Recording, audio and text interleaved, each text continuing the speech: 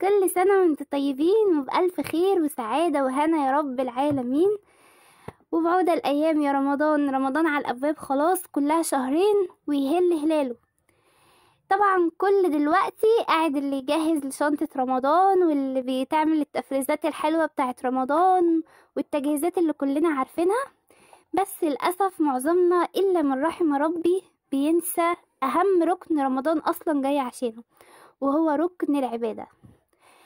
احنا بقى ان شاء الله النهاردة هنهتم بالركن الجميل ده وهنضيفه في حياتنا من دلوقتي، وهنبتدي نتدرب عليه عشان ان شاء الله اول لما رمضان يجي نبقى جاهزين له ونستغل كل دقيقة فيه. اتفقنا؟ بص بقى يا ستي، انا هسهلها عليكي. النهاردة مش يوم روتين عبادة خالص، النهاردة انا هوريكي حبة افكار كده هيساعدوكي وهيشجعوكي ويحفزوكي وهنشوفها مع بعض. بصراحة مبدئيا كده الفكرة دي مش فكرتي،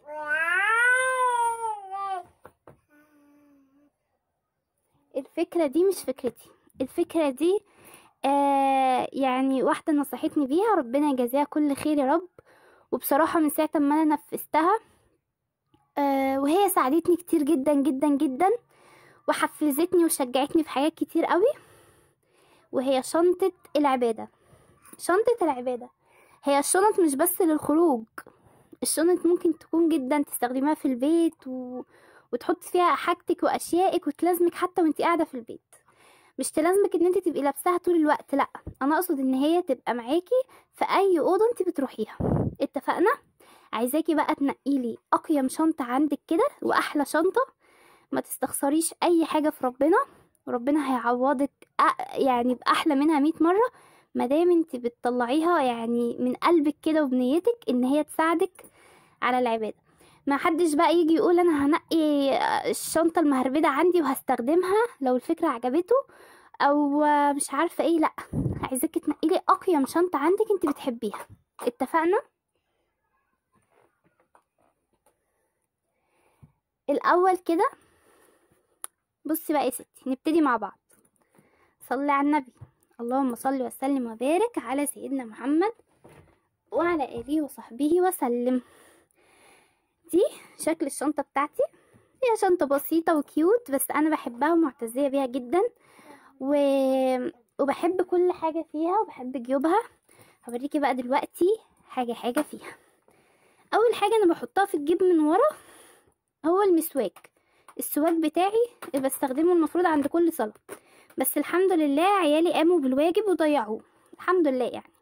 فانا دلوقتي عايشه بلا سواك. السواك تخصصيه في شنطتك. انت عارفه الرسول صلى الله عليه وسلم الحديث قال ايه؟ لولا ان اشق على امتي لامرتهم بالسواك عند كل صلاه، صح ولا لا؟ فتحطي سواك في شنطتك وتستخدميه عند اول كل صلاه، قبل لما تدخلي في الصلاه كده تستاكي او تسويكي اسنانك وتدخلي في الصلاه، وليها فضل كبير وتقدري تقرأي عن فضل استخدام السواك. تمام؟ زي ما قلت لك الحمد لله عيالي ضايعين السواك دلوقتي. ده بقى شكل الشنطه من بره. الجيب ده بقى بحط فيه ايه؟ تعالوا كده نشوف مع بعض. دي بقى مفاجأة. بصوا العلبة دي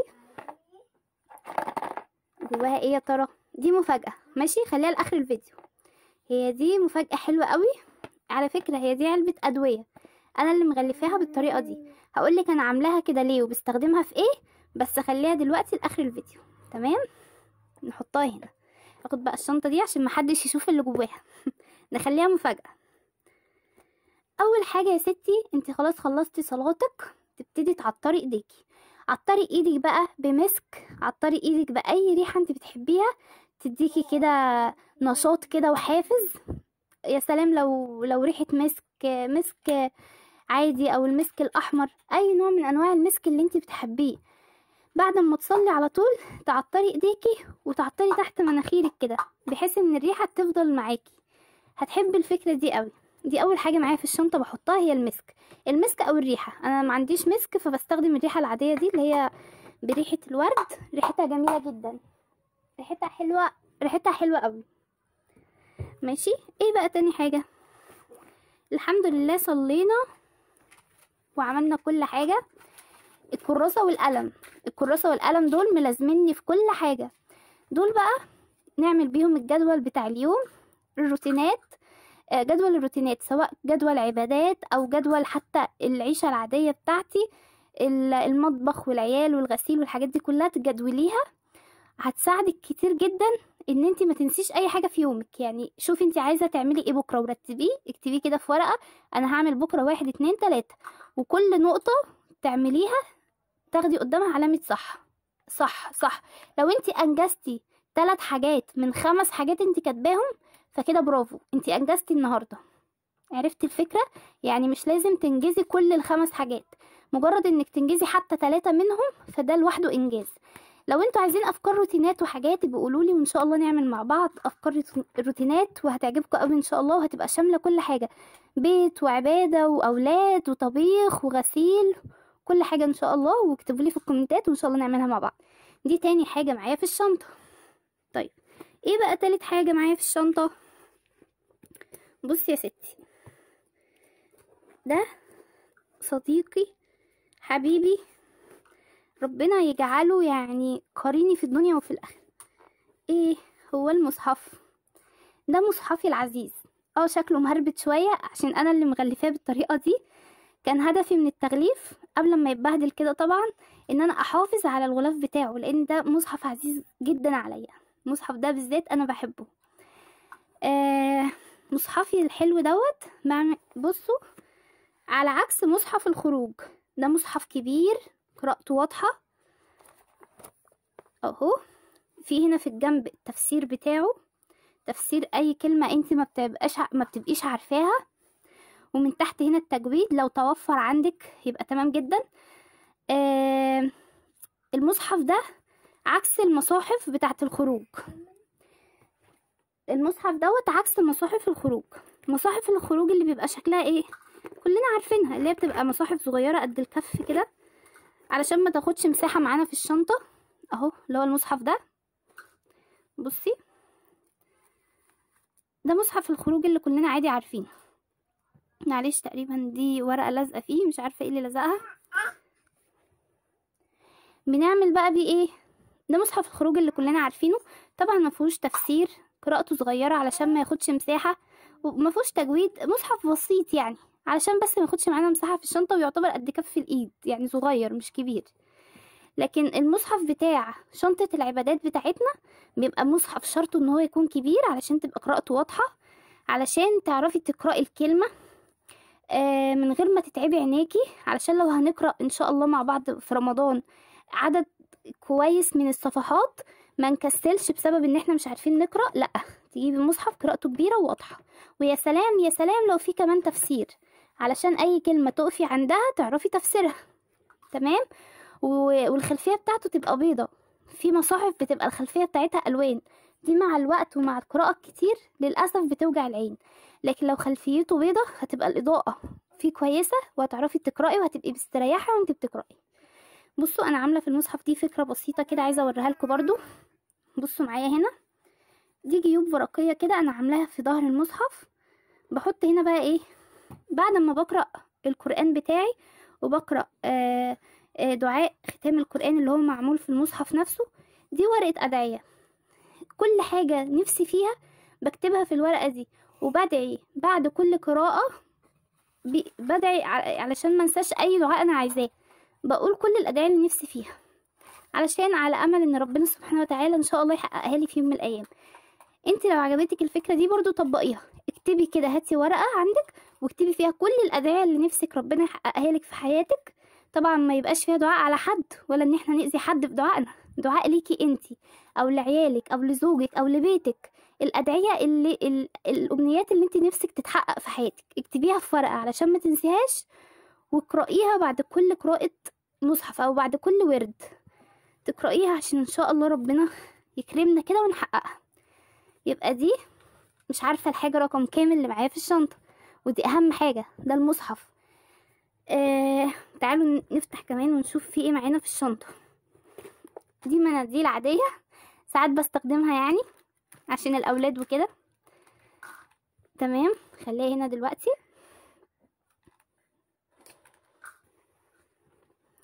طيب ايه تاني معايا؟ بصي يا ستي، صلي على النبي صلى الله عليه وسلم. ده كتاب حصن المسلم، ده كتاب مهم جدا. عايزاه يبقى ملازمك زي ما المصحف كده ان شاء الله يبقى ملازمك. ايه بقى الميزه في الكتاب ده؟ في كل الادعيه بتاعه المواقف اللي بتمر بيها. انا مش بقولك احفظي الكتاب، اهم الادعيه اللي انا عايزاكي تقوليها ان الكتاب ده يوميا وتحافظي عليها هي الادعيه دي اللي هقولها لك دلوقتي. هي ادعيه اذكار الصباح والمساء. اذكار الصباح والمساء. انا طبعا هو بيلمح كده عشان انا مغلفاه بسولوتيب، لانه كتاب قديم قوي، انا معتزيه بيه لانه بتاع بابايا الله يرحمه. ادعوا له بالرحمه والمغفره وان ربنا يجمعنا بيه يا رب في الجنه. فانا معتزيه بالكتاب ده قوي، عشان كده انا مغلفه صفحاته بالسولوتيب ده، لان هو كتاب يعني قديم قديم جدا. الادعيه بقى اللي انت تحافظي عليها اللي هي ادعيه اذكار الصباح والمساء. عايزاكي بس حتى تحافظي على الادعيه دي يوميا، يعني حافظي عليها يوميا. بعد صلاه الفجر ان شاء الله تقراي اذكار الصباح، بعد صلاه العصر تقراي اذكار المساء. يا سلام لو حافظتي عليهم، هتحسي ببركه في حياتك فظيعه ان شاء الله. كل دوت هنعمله مع بعض في الروتين بتاع العبادات. لو انتوا عايزيني انزل لكم روتين العبادات اللي هيحفزكم كده ويساعدكم ان انتوا ان شاء الله ايه، يعني كلنا بنساعد بعض وكلنا بنشجع بعض، محدش احسن من حد ولا حد، يعني مجرد ان احنا بنشجع بعض يا جماعة. ادعولنا كده ان احنا نبقى دايما قريبين من ربنا، وان ربنا ما يبعدناش عنه ابدا. لو انت مش عايزة تشيلي بقى كتاب زي حصن المسلم ده، رغم ان انا بنصح بيه جدا، ممكن تشيلي ورقة اذكار صغننة كده زي دي برضو فيها اذكار الصباح والمساء. بصي برضو الورقة كانت متهربدة برضو ايه، بصي اذكار الصباح والمساء، يعني معظمها. هي طبعا دي مش جامعة كل الاذكار زي الكتاب ما هو جامعها، بس هنقول معظمها. يعني تقدري ان انت ايه تحتفظي بالورقة دي ك يعني مش هقول بديل للكتاب، بس حاجة مصغرة كده. وبرضو في هنا كده في ظهرها، اذكار مهمة تقدري ان انت تقوليها، زي اذكار بعد الصلاة. هنا بقى في اللي هي الباقيات الصالحات، وفي اللي هي سبحان الله بحمده، في الاذكار الخفيفه يعني اللي معظمنا يعني ربنا بيجريها كده على سنة. ايه تاني معايا في الشنطه؟ تعالوا نكتشف. بصي معايا السبحه الجميله، سبحتي الجميله دي بقى علشان تساعدني ان انا ما اتلخبطش في عدد الاذكار اللي بقولها. لو انت مش بتحبي السبحه دي اللي هي القديمه دي، نقدر ان احنا نجيب السبحه الرقميه، علشان ساعات في اذكار الصباح والمساء بيبقى فيه عدد اذكار بالوقت، يعني بعدد المرات. فنقدر ان احنا ايه هنا كده على السبحه دي نعد ونشوف احنا قلنا كام مره.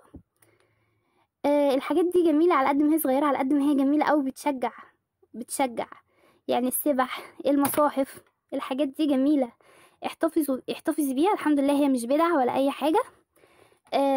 والشيخ مصطفى العدوي قال ان السبحه مش بدعه، نقدر نستخدمها عادي الحمد لله، طالما ان هي بتساعدنا ان احنا نقول عدد الاذكار الرسول صلى الله عليه وسلم امرنا بيها. لان احنا كتير جدا مننا بيتلخبط ان هو يسبح على ايديه، فدي بتغنينا عن التسبيح على ايدينا، على الاقل مش بنتلخبط.